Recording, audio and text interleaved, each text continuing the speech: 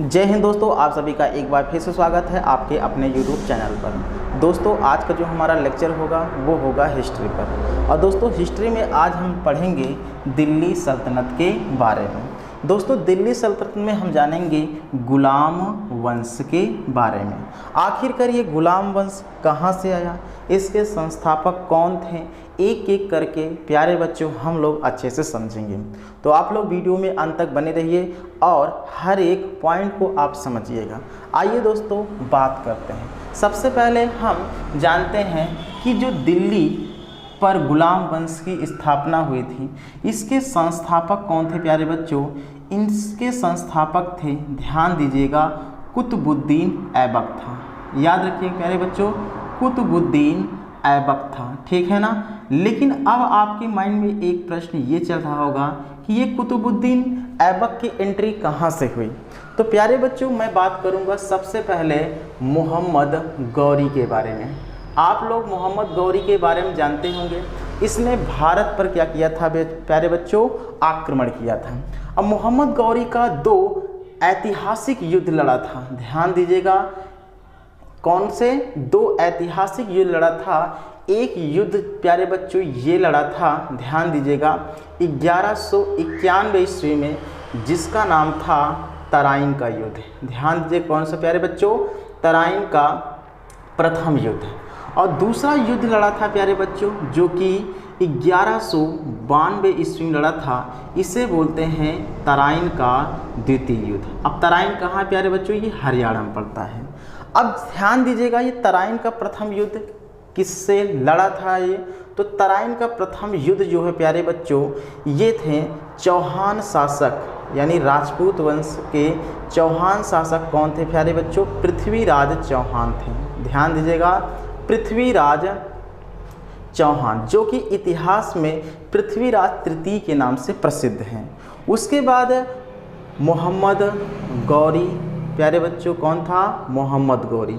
ये दोनों क्या करते हैं, तराइन के प्रथम युद्ध में लड़ाई करते हैं, जिसमें मोहम्मद गौरी बहुत ही बुरी तरीके से हार जाता है। किस में हार जाता है, तराइन के प्रथम युद्ध में। और पृथ्वीराज चौहान क्या होते हैं, इसमें विजयी हो जाते हैं। फिर ये एक साल बाद फिर ये 1192 ईस्वी में वही मैदान, तराइन का मैदान, अर्थात वहाँ पर फिर से युद्ध लड़ता है।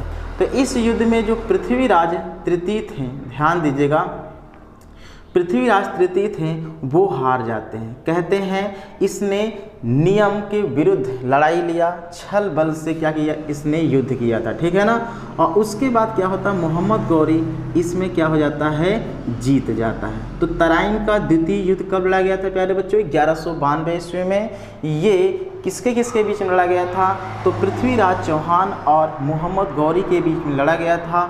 और इस युद्ध में मोहम्मद गौरी जीत जाता है। और जैसे ही ये मोहम्मद गौरी जीतता है वैसे ही ये पूरा उत्तर भारत अब इसके कंट्रोल में हो जाता है, क्योंकि जितने भी राजा थे उस समय प्यारे बच्चों वो सब कमज़ोर शासक माने गए। और साथ में जो पृथ्वीराज चौहान था पूरे उत्तर भारत का सबसे शक्तिशाली राजा था उस समय का। तो चलिए ये था बैकग्राउंड कैसे आया। लेकिन बात करते हैं संस्थापक कुतुबुद्दीन ऐबक की।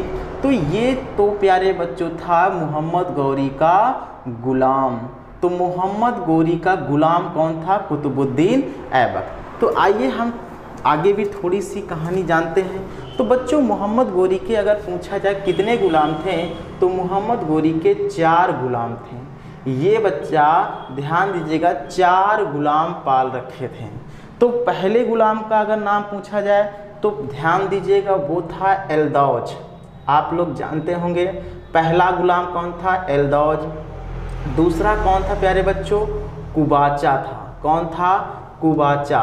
तीसरा प्यारे बच्चों याद रखना है बख्तियार। कौन, बख्तियार था। और चौथा याद रखना जो कि कुतुबुद्दीन ऐबक था। कौन था प्यारे बच्चों, कुतुबुद्दीन ऐबक था। तो एलदौज को कहते हैं जब मोहम्मद गौरी की मृत्यु हो गई तो ये चारों गुलाम अपने अपने साम्राज्य, मतलब इन लोगों को साम्राज्य मिला था। जैसे एलदौज को गजनी का शासक बनाया गया, कुबाचा को प्यारे बच्चों सिंध का, ध्यान दीजिएगा, कहाँ का, सिंध का। बख्तियार का बात करते हैं प्यारे बच्चों तो बंगाल का, ध्यान दीजिएगा। और कुतुबुद्दीन ऐबक को मिलता है दिल्ली। क्या मिलता है प्यारे बच्चों, दिल्ली, अर्थात भारत मिलता है। तो इस तरीके से जब मोहम्मद गोरी की 1206 ईस्वी में क्या हो जाती है, मृत्यु हो जाती है, तो जो मोहम्मद गोरी का गुलाम था कुतुबुद्दीन ऐबक, वो दिल्ली में एक नए राजवंश की स्थापना करता है जिसका नाम था गुलाम वंश। गुलाम वंश को प्यारे बच्चों ममलूक वंश या मामलूक वंश भी कहते हैं। ममलूक का अर्थ होता है स्वतंत्र माता पिता से उत्पन्न हुई संतान। और ममलूक शब्द किसने या किसके द्वारा दिया गया था, तो हबीबुल्लाह के द्वारा दिया गया था। किसके द्वारा दिया गया था ममलूक शब्द, ये हबीबुल्लाह के द्वारा दिया गया था। ये भी पॉइंट याद रखिएगा। और साथ में इसे दास वंश भी कहते हैं। ये पॉइंट प्यारे बच्चों आपको समझ में आ गया होगा। हमारे हिसाब से यहाँ तक आपके दिमाग पे बिल्कुल छप गया होगा। तो प्यारे बच्चों अगर प्रश्न पूछ ले कि गुलाम वंश का संस्थापक कौन था, तो आपका सिर्फ एक ही आंसर होना चाहिए, गुलाम वंश का संस्थापक था कुतुबुद्दीन ऐबक। कुतुबुद्दीन ऐबक प्यारे बच्चों इसका शासन चलता है 1206 से 1210 ईस्वी तक। ये दिल्ली सल्तनत का सुल्तान रहता है। लेकिन प्यारे बच्चों एक प्रश्न और याद रखिए कि अगर बोला जाए गुलाम वंश का जो संस्थापक था, गुलाम वंश का जो संस्थापक था जिसका नाम था कुतुबुद्दीन ऐबक, इसने किस वंश की स्थापना किया था, तो ध्यान दिए कुतुबी वंश। क्योंकि प्यारे बच्चों पूछता है, याद दीजिएगा, क्योंकि गुलाम वंश में जितने भी सुल्तान होते हैं वो सिर्फ किसी न किसी के गुलाम होते हैं। तो जैसे यहाँ बात करते हैं कुतुबुद्दीन ऐबक की, किसकी बात करता हूँ, कुतुबुद्दीन ऐबक की। तो कुतुबुद्दीन ऐबक ने किस वंश की स्थापना किया था प्यारे बच्चों, प्रश्न अगर पूछता है तो कुतुबी वंश की स्थापना किया था, ठीक है ना। और उसके बाद इसका गुलाम आता है जिसका नाम था प्यारे बच्चों इल्तुतमिश। याद रखिएगा कौन था इसका गुलाम, इल्तुतमिश। तो इल्तुतमिश ने किस वंश की स्थापना किया था प्यारे बच्चों, वो शमसी वंश की स्थापना किया था। किस वंश की, शमसी वंश की स्थापना किया था। और इसके बाद इल्तुतमिश का गुलाम था जिसका नाम था बच्चों बलबन। इसने किस वंश की स्थापना किया था प्यारे बच्चों, बलबनी वंश की। किसकी, बलबनी वंश की, या आप बोल सकते हैं द्वितीय इल्बरी वंश की स्थापना किया था। तो इस तरीके से ये भी पॉइंट आप अपने दिमाग पे सेट करके रखिए, क्योंकि आपके लिए आपकी परीक्षाओं में हो सकता है मददगार। तो गुलाम वंश का संस्थापक आपके दिमाग पे सेट हो गया है, कौन था प्यारे बच्चों, कुतुबुद्दीन ऐबक थे, ठीक है ना। और ध्यान दीजिएगा इसे कुतुबुद्दीन ऐबक को तुर्की राज्य का संस्थापक बोला जाता है, क्योंकि ये तुर्क था इसीलिए तुर्की राज्य का क्या बोला जाता है प्यारे बच्चों, संस्थापक माना जाता है या संस्थापक कहा जाता है। किसको, कुतुबुद्दीन ऐबक को। ये पॉइंट आपके दिमाग पे आ गया होगा बिल्कुल सही तरीके से। और प्यारे बच्चों इस बंदे ने, कुतुबुद्दीन ऐबक ने अपनी राजधानी बनाई। कहते ना कोई साम्राज्य स्थापित होता है तो शासन प्रशासन को चलाने के लिए राजधानी तो बनानी ही पड़ेगी। तो इसने अपनी राजधानी बनाई थी प्यारे बच्चों लाहौर को। तो ध्यान दीजिए कुतुबुद्दीन ऐबक ने किसको राजधानी बनाई थी, लाहौर को। लेकिन ध्यान दिए प्यारे बच्चों जो दिल्ली सल्तनत था इसमें कहते हैं 5 राजवंश हुआ। कभी कभी मिलाने को दे देता है, मैंने लिखा था दिमाग से हट गया मेरे। तो 5 राजवंश हुए थे दिल्ली सल्तनत में। सबसे पहले गुलाम वंश जिसे ममलूक वंश, दास वंश से बोलते हैं। ये प्यारे बच्चों 1206 से 1290 ईस्वी तक चलता है, जो कि 84 वर्ष तक ये चलता है। खिलजी वंश चलता है प्यारे बच्चों 1290 से 1320 ईस्वी, 30 वर्ष तक शासन चलाते हैं। तुगलक वंश 1320 से 1414, सैयद वंश 1414 से 1451 और लोदी वंश की बात करता हूँ 1451 से 1526, जो कि 75 वर्ष तक ये वंश चलते हैं। लेकिन ध्यान दीजिए प्यारे बच्चों इसमें सबसे ज़्यादा कौन सा चलता है, तुगलक वंश, कभी कभी मिलाने को देता है तो याद रखिए, और सबसे कम खिलजी वंश चलता है। तो हमारी चर्चाएं हो रही प्यारे बच्चों गुलाम वंश का, और गुलाम वंश जैसे पढ़ेंगे तो हम खिलजी वंश पढ़ेंगे, तो खिलजी वंश के बाद तुगलक वंश, तुगलक वंश सैयद, फिर लोदी, फिर इसके बाद ये हमारा पूरा चैप्टर खत्म हो जाएगा। तो प्यारे बच्चों आप लोग वीडियो में अंत तक बने रहिए। आइए थोड़ा सा हम इसको मिटाते हैं, हमारा जगह भी कंप्लीट होना चाहिए, जगह रहेगा तभी हमें मजा आएगा। हाँ, तो कुतुबुद्दीन ऐबक क्या किया, तुर्की राज्य का इसे संस्थापक माना जाता है। इसने अपनी राजधानी बनाते हैं प्यारे बच्चों, किसको बनाते हैं, लाहौर को बनाते हैं। ध्यान दीजिएगा इस कुतुबुद्दीन ऐबक ने, ध्यान दीजिएगा, निर्माण भी करवाया था, बंदे ने कुछ निर्माण कार्य करवाया अपने शासनकाल में। तो ध्यान दीजिएगा इसने पहला काम क्या किया था, भारत की प्रथम मस्जिद, ध्यान दीजिएगा क्या नाम था प्यारे बच्चों, कुव्वत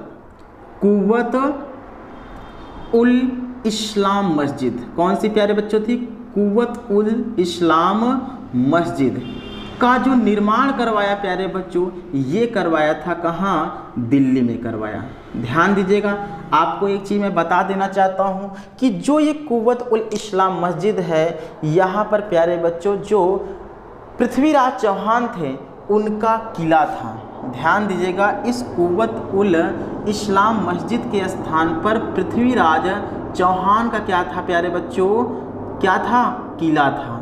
और उनके किला क्या नाम था, राय पिथौरागढ़ किला। क्या नाम था प्यारे बच्चों, राय पिथौरागढ़ का किला था।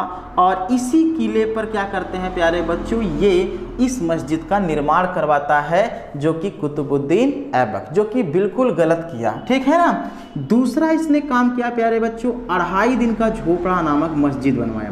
क्या बनाया, 2.5 दिन का झोपड़ा, याद रखिएगा प्यारे बच्चों, पूछता है 2.5 दिन का झोपड़ा नामक मस्जिद का निर्माण किसने करवाया, तो बच्चों ये कुतुबुद्दीन ऐबक ने करवाया। कहाँ करवाया था, तो ये करवाया था अजमेर में, याद रखिएगा अजमेर में इसने 2.5 दिन का झोपड़ा नामक मस्जिद का निर्माण करवाया। और जहाँ आज 2.5 दिन का झोपड़ा नामक मस्जिद है, वहाँ पर ध्यान दीजिएगा किसी समय में एक संस्कृत महाविश्वविद्यालय था। क्या था प्यारे बच्चों, संस्कृत विश्वविद्यालय था, जो कि चौहान वंश के शासक थे। क्या नाम था उनका, विग्रहराज चतुर्थ। क्या नाम था प्यारे बच्चों, विग्रहराज चतुर्थ, विग्रहराज चतुर्थ, जिसे हम बीसल देव कहते हैं। यहाँ पर संस्कृत विश्वविद्यालय था। तो इसने क्या किया, ध्यान दीजिए, कौन, कुतुबुद्दीन ऐबक ने इस संस्कृत विश्वविद्यालय के स्थान पर 2.5 दिन का झोपड़ा नामक मस्जिद का निर्माण करवाया। एक और काम किया प्यारे बच्चों, इसने दिल्ली में ही कुतुब मीनार, आप लोग जानते ही हैं, कुतुब मीनार की नींव डाली थी। तो कुतुब मीनार की नींव किसने डाली थी प्यारे बच्चों, ये डाली थी कुतुबुद्दीन ऐबक ने। कहाँ डाली थी, ये दिल्ली में डाला था। इतना समझ में आ गया होगा। और अगर आपसे प्रश्न पूछता है, क्या पूछता है कि इस कुतुब मीनार की जो नींव डाली थी प्यारे बच्चों, ये किसके नाम पर डाला था, तो ऐबक ने, एक सूफी संत थे जिनका नाम था कुतुबुद्दीन बख्तियार काकी। याद रखिए, अगर आप इसको जानना चाहते हो लिख सकते हैं, एक सूफी संत थे। कौन थे प्यारे बच्चों, सूफी संत थे। क्या नाम था उनका, कुतुबुद्दीन बख्तियार काकी के नाम पर। ध्यान दीजिए, काकी के नाम पर इसने क्या किया, इस कुतुब मीनार की नींव डाली थी। दुर्भाग्य हुआ क्या बच्चों कि ये इस कार्य को पूरा नहीं करवा पाया था, यानी कुतुब मीनार पूर्ण रूप से इसके शासनकाल में नहीं बन पाया था, ठीक है ना। लेकिन इस कुतुब मीनार के कार्य को किसने पूरा करवाया था, इसका गुलाम था और साथ में दामाद भी था, जिसका नाम था इल्तुतमिश। तो इल्तुतमिश ने कुतुब मीनार को क्या किया, बनवाया था, यानी इसका पूर्ण रूप से निर्माण करवाया था। ठीक है, यहाँ तक आपको किसी प्रकार का दिक्कत नहीं हुआ होगा। बच्चों, कुतुबुद्दीन ऐबक की बात करता हूँ, इसने उपाधि धारण किया था। क्या धारण किया था, कुछ उपाधियाँ जो कि मोस्ट इम्पॉर्टेंट है। एक उपाधि है क्या, जल्दी से बताइए, लाख बख्श। आप लोग को मैंने बताया था कौन सा उपाधि है प्यारे बच्चों, लाख बख्श। तो लाख बख्श मतलब होता है लाखों का दान करने वाला, लाखों का दान करने वाला क्या होता था प्यारे बच्चों, लाख बख्श। और दूसरा इसकी उपाधि थी पील बख्श। क्या नाम था प्यारे बच्चों, पील बख्श। क्लियर है। तो पील बख्श मतलब क्या होता है, हाथियों का दान करने वाला। किसकी प्यारे बच्चों, हाथियों का दान करने वाला। ये भी पॉइंट है अपनी माइंड में सेटअप कर लीजिए, हाथियों का दान करने वाला। एक और उपाधि धारण किया था प्यारे बच्चों जिसका नाम था कुरान खा। क्या प्यारे बच्चों, कुरान खा, यानी इसकी एक और उपाधि थी कुरान खा, क्योंकि ये कुरान बहुत अच्छे से पढ़ता था, कुरान बहुत अच्छे से पढ़ता था, इसीलिए इसने कुरान खा की उपाधि ली थी। यहाँ तक आपके माइंड पे हर एक पॉइंट दिमाग पे आपके छप गया होगा। ठीक है प्यारे बच्चों। और एक भी और भी ध्यान देना कि ये कुतुबुद्दीन ऐबक था, ध्यान दीजिएगा, इसने अपने नाम का खुतबा नहीं पढ़वाया था। ध्यान दीजिएगा, इसने अपने नाम का क्या किया प्यारे बच्चों, खुतबा नहीं पढ़वाया, खुतबा नहीं पढ़वाया। अब आपके मन में ये चल रहा है कि खुतबा क्या है। तो प्यारे बच्चों, जब उस समय कोई सुल्तान बनता था तो जो शुक्रवार का दिन होता है जिसे मुस्लिम जगत में जुम्मा के नाम से पुकारते हैं, तो ध्यान दीजिएगा, तो जुम्मा के दिन जो सुल्तान होता था उसके नाम का खुतबा पढ़ा जाता है। इसने कहा भैया हमारे नाम का खुतबा ना पढ़ा जाए, ठीक है ना। और एक चीज़ और कहा कि इसने ये भी कहा कि मैं सुल्तान, मतलब ये पूछ सकता है कि दिल्ली सल्तनत का वह कौन सा ऐसा व्यक्ति शासक था जिसने सुल्तान की उपाधि नहीं धारण की, सुल्तान की उपाधि नहीं धारण की। तो ध्यान दीजिए, इसने सुल्तान की उपाधि नहीं धारण की थी। ध्यान दीजिए, इसने कहा कि मुझे सुल्तान की उपाधि नहीं चाहिए, बल्कि मैं अपने ही उपाधि जैसे कि मलिक और सिपाह सलार की पदवियों से खुश हूँ। इसको मोहम्मद गौरी ने उपाधि दी थी मलिक और सिपाह सलार की उपाधि से क्या हुआ प्यारे बच्चों, ये खुश था। तो इसने क्या किया, सुल्तान की उपाधि नहीं धारण किया था, बल्कि मलिक और सिपाह सलार की पदवियों से ही ये खुश था। ध्यान दीजिएगा। अब प्यारे बच्चों ध्यान दीजिएगा, इसका लास्ट समय आता है। लास्ट समय क्या होता है कि ये 1206 ईस्वी की कहानी है, 1210 ईस्वी, सॉरी 1210 ईस्वी में क्या होता है बच्चों, दिख रहा है कि नहीं दिख रहा है, आप लोग बताएं, ठीक है। 1210 ईस्वी में क्या होता है प्यारे बच्चों, एक खेल होता था। ध्यान दीजिएगा, एक खेल उस समय होता था तुर्कों में जो कि जिसका नाम था चौगान। ध्यान दीजिएगा, खेल का क्या नाम है प्यारे बच्चों, चौगान, जिसे हम पोलो के नाम से पुकारते हैं। देखते होंगे आप, घोड़ों पर बैठा रहता है खिलाड़ी और एक छड़ी होती है उसके हाथ में और घोड़ों पर बैठ के उसने छड़ी से गेंद को मारता था। तो पोलो खेलते समय ध्यान दीजिएगा, इसकी क्या हो जाती है, घोड़े से गिरकर, किससे प्यारे बच्चों, घोड़े से गिरकर क्या हो जाता है, घोड़े से गिरकर क्या होता है, इसकी मृत्यु हो जाती है। ये पॉइंट याद रखिएगा।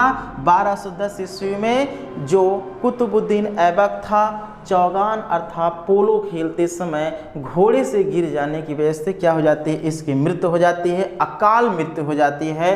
फिर इसकी मृत्यु के बाद क्या होता है प्यारे बच्चों, इसका बेटा आता है जिसका नाम था आराम शाह। क्या नाम था, आराम शाह क्या बनता है, शासक बनता है गुलाम वंश का। लेकिन बच्चों ये अयोग्य था। अयोग्य मतलब इसके अंदर राजा का गुण नहीं था और इसी वजह से इसका गुलाम अर्थात कुतुबुद्दीन ऐबक का जो गुलाम था प्यारे बच्चों, गुलाम क्या नाम था इसका, नाम गुलाम का इल्तुतमिश था। ध्यान दीजिएगा, इल्तुतमिश ने मौके का फ़ायदा उठाया और आराम शाह को क्या कर दिया, साइड कर दिया अपने, मतलब इसकी हत्या कर दिया और स्वयं गुलाम वंश का सुल्तान बनता है। गुलाम मतलब प्यारे बच्चों उस समय ध्यान दीजिएगा लोग व्यक्ति को खरीदते थे। क्या करते थे?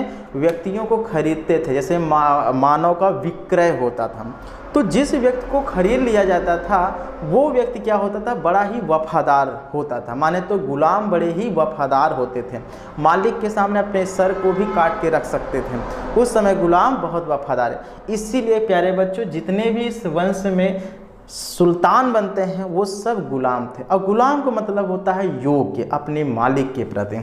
इसी वजह से प्यारे बच्चों ये हमारा है। आइए हम एक बार रिवीजन कर लेते हैं। गुलाम वंश के संस्थापक कुतुबुद्दीन ऐबक थे, जिनका शासन प्यारे बच्चों 1206 से 1210 ईस्वी तक चलता है।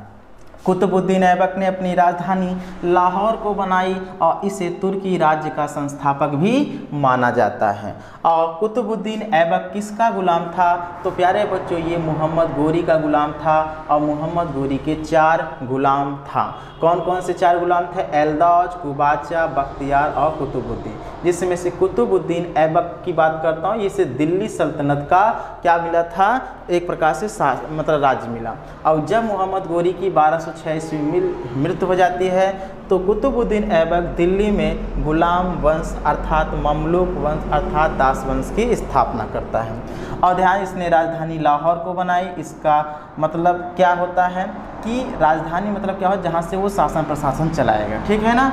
इसने निर्माण कार्य प्यारे बच्चों करवाया था, जैसे कुव्वत उल इस्लाम मस्जिद जो कि दिल्ली में बनवाया। ये भारत की प्रथम मस्जिद भी बोला जाता है। दूसरा है 2.5 दिन का झोपड़ा नामक मस्जिद जो कि अजमेर में है। तीसरा है कुतुब मीनार की नींव डाली, लेकिन इस कार्य को पूरा नहीं करवा पाया, बल्कि इसका गुलाम था इल्तुतमिश, इस कार्य को पूरा करवाया। इसकी उपाधि थी लाख बख्श, पील बख्श और कुरान खां।